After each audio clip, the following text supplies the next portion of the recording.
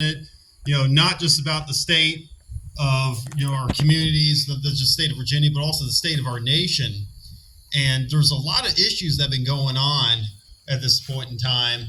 And one of the things I want to mention is Chi Van Fleet. She actually spoke at one of Virginia Council meetings last month, and she talked about cultural Marxism. And she had lived through this as a child in communist China right after the revolution. The school children had to address Mao as Chairman Mao, and Mao was viewed as the supreme leader, and you had to obey the Chairman Mao above your own family. And they encouraged on a regular basis for children to tattle on their parents. And there were instances that Chi Van Fleet had mentioned where parents were sent and they were executed, just months later after the children told them about anti-government activities that their parents were pursuing. And this is where our own nation is heading if we don't put up a fight to stop this. And I wanted to mention that Chi Van Fleet, she understands the cultural Marxism that's been going on, and the monuments, something I've been very passionate about, that the Virginia Council has been very passionate about. And we've seen that the state of Virginia, which has more historical monuments than any other state in the entire Union, because we've had more Civil War battles fought in Virginia. There was a multitude of Revolutionary War battles that were fought there, and many other historical markers. But the Marxists want to take these down, and they have been taken down. I live in Charlottesville. We had the General Lee and Stonewall Jackson, and even the Lewis and Clark and Sacagawea statues that were ripped from their pedestals 3 years ago. And Lewis and Clark, they're friends of Thomas Jefferson. And, Thomas Jefferson died in Monticello. And, it wasn't just Confederate generals and soldiers whose statues were being taken down, but those of American Revolution patriots. We've had the Jack Jewett Middle School, who was the Paul Revere of Charlottesville when he rode from horseback from Louisa County to Charlottesville to alert Thomas Jefferson in the Virginia General Assembly, which consisted of Daniel Boone at the time, that the British were coming. And Thomas Jefferson and many members of the General Assembly escaped certain death because of Jack Jewett's perseverance and his bravery. And what's interesting, I'll tell a little story. Daniel Boone and Jack Jewett were actually stopped by the British, and they were arrested for a period of time. But they were actually let go because they looked at Daniel Boone's appearance. He didn't look like a member of the General Assembly. He looked like a huntsman because he was wearing furs and other attires. He didn't look the part of a member of the state government. So that was kind of a fun fact I wanted to throw out there. But the time back to the Virginia Council, this is a new organization. We started over 3 years ago. Bill Byrd was our first chairman. Our current chair is John Reed with the John Reed Show, who's currently running for lieutenant governor. And, we actually have a new lawsuit that's going to be filed against the state of the city of Richmond regarding the historical monuments that were taken down in 2020, 2021, 2022, the last one being the A.P. Hill Monument. And we can't release all the details of what this lawsuit is going to entail yet, but it is going to be filed before Election Day, so it is coming soon, and I'll be happy to provide this group with more updates once that's the case. But if you go to the virginiacouncil.org, you can actually contribute. There's two funds. There's the general fund, and there's also the legal fund. So you can choose which one of those two you want to contribute to. And once we have more details of the lawsuit to give out, we'll be happy to accept contributions for that. Another thing I want to mention too is that I brought a booklet. It's called The 7 Principles of Liberty. And my friend, David Gowdy, he's an attorney in Buena Vista, Virginia. But this is a short read. I've been giving this out at early voting locations, and I brought a pile here for you to give out to other folks before Election Day. But it contains a lot of quotes, and I'm just going to read some of these. But George Washington once said that liberty itself will find in such a government, with powers properly distributed and adjusted, ensurest guardian. And in the sixth principle, they say of liberty is dependent on your virtue, which I strongly believe in. But it goes into more detail. It says the principle of virtue is far greater and of more importance than all other principles combined. Without it, others fail. Virtue is the bridge between liberty and true civilization. It intersects society and the soul. It is liberty's mooring. No other principle is more commonly emphasized by the founding fathers. And George Washington had said, virtue or morality is a necessary spring of popular government. Benjamin Franklin had once said that only a virtuous people are capable of freedom. James Madison has stated, to suppose that any form of government will secure liberty or happiness without any virtue in the people is, it's a nonsensical idea. And Samuel Adams said, neither the wisest constitution nor the wisest laws will secure the liberty and happiness of a people whose manners are universally corrupt. He therefore is the truest friend of liberty of his country who tries most to promote its virtue. And I'll add to that, Patrick Henry also stated that a vitified state of morals, a corrupted public conscience is incapable with freedom. And I'm sure you heard the adage, bad citizens, bad people cannot make good citizens, right? And we see, it's a republic if we can keep it. And it takes moral people of moral strength, these moral conservatives, the moral majority that exists in the United States of America, to stand up and say no to this gender reassignment, theories that they've been pushing on our kids. Say no to grabbing our guns, to these unconstitutional gun grabs that have been pushed from the federal government all the way down. No to the ridiculous spending. We're over $30 trillion in debt. It's unsustainable. We cannot sustain the level of spending. And I think President Nixon was wrong to take us off the gold standard. I think we have to restore the gold standard to bring the value of our dollar back. And we can't even go in the Fort Knox to see how much gold is in there. I think that's a concern. So this, the idea of currency that the Federal Reserve has been pushing,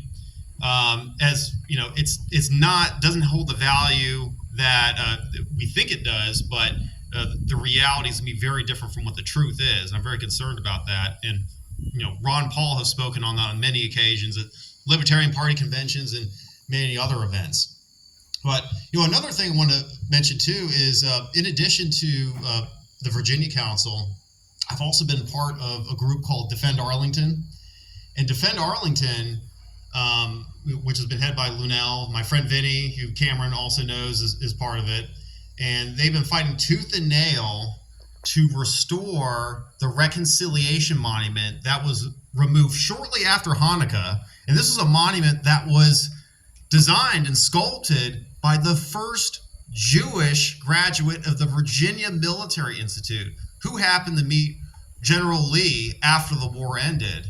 But very talented individual. And I've seen Ezekiel's works as far west as Ohio. There's a Confederate cemetery out there. It's a Johnson Cemetery. And one of my friends who's a descendant of A.P. Hill and General Lee, John Hill, he showed me the cemetery a few months ago. And this is actually when the eclipse was going on. So that was pretty neat to be able to see that. But all of his works have been around. There's a statue of his in Philadelphia in front of the Jewish History Museum and some other places. But the Democrats, under the Democratic Congress, they had this renaming commission, and they abused their authority and said, not only are we going to rename Fort A.P. Hill and these other bases in Virginia, North Carolina, and other parts of the South, what we're going to do is we're going to recommend the removal of the Reconciliation Monument dedicated to the unification of the South and the North, a monument which was dedicated under President Woodrow Wilson, who was a Democrat, back in 1914. And once they removed that monument, it really took away the spirit of reconciliation. And it's currently, from what I've been told, the monument is being held at an Army facility in Chesterfield County, Virginia. So Defend Arlington is fighting to put that monument back in its original location, back in the Arlington Cemetery where it belongs. And I personally believe, the lawsuit is very important, but I think the surest way forward is to make sure we elect Donald Trump, that we elect a Republican majority in the House of Representatives, and then we elect a Republican majority in the United States Senate. And once we have that majority, we can restore the Reconciliation Monument, and we can hopefully restore the names of these military bases that have been renamed, as I'd say. And Donald Trump has actually come out and said that he is supporting renaming or restoring the name of Fort Bragg, and hopefully he's going to say we should restore all the names, not just Fort Bragg, but all the names. We got to push them in the right direction. Absolutely. Thank you. Now, I was part of another fight. If you've all heard of Shenandoah County, Virginia.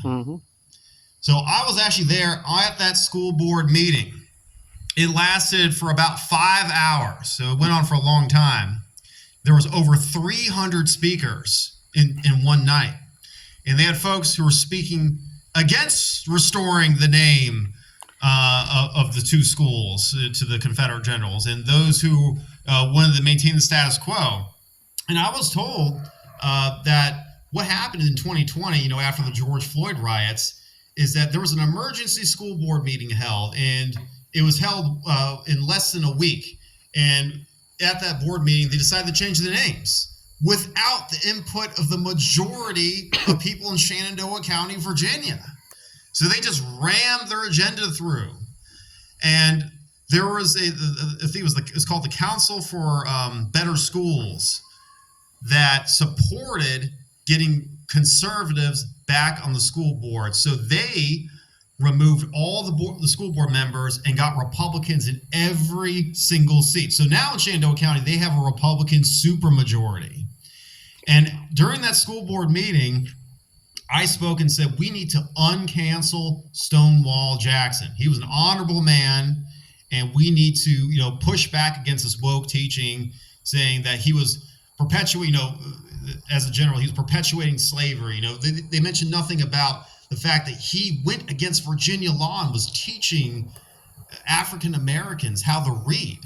I mean, there's a side of him, the gentler side of Stonewall Jackson, that's not being taught. And it's just his ties to the Confederacy is the only thing they care about. There's nothing about him during the Mexican-American War, nothing that he had done prior to the Civil War that's being highlighted. So we got to restore, these great men, Stonewall Jackson, General Lee, and many others whose names have really been defamed over these years. And as a historian, I strongly believe in this. I run a history website. It's Hamilton Historical Records. I've been running it since 2018.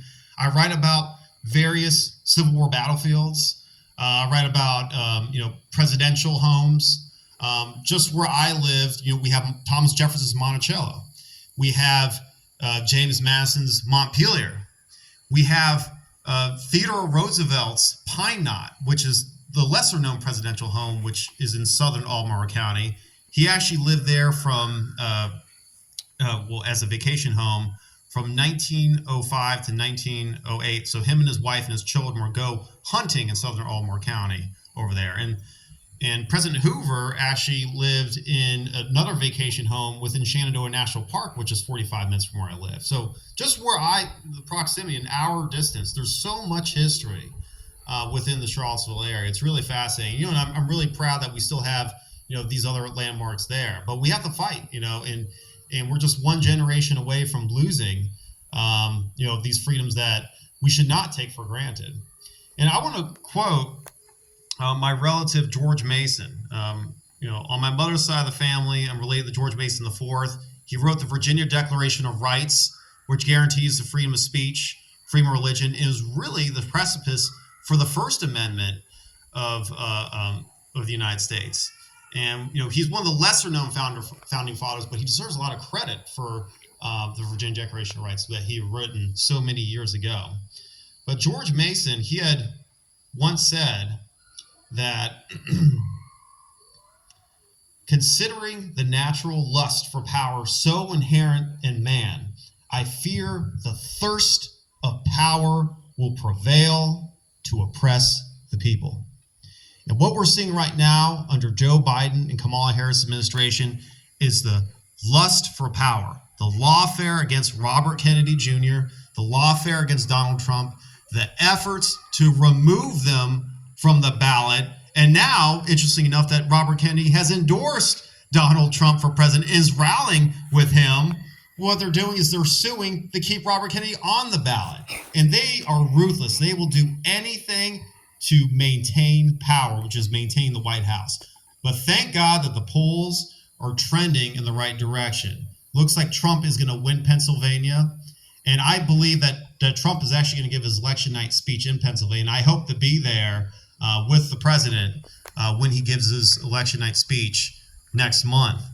And I encourage you, if you are available, there's going to be an event with Donald Trump, with Charlie Kirk, Robert Kennedy Jr., Tulsi Gabbard, Dr. Ben Carson, Riley Gaines, Congresswoman Green, Mike Collins, and we have Chi Van Fleet, who was at the Virginia Council event last month. And they're all going to be together at the Georgia for Trump event. And it's going to be on October 23rd, 2024 at the Gas South Arena in Georgia. So you can go to tpaction.com/Trump to find out more information about this event. But I appreciate your all's time. God bless you all. God bless our great nation. Thank you.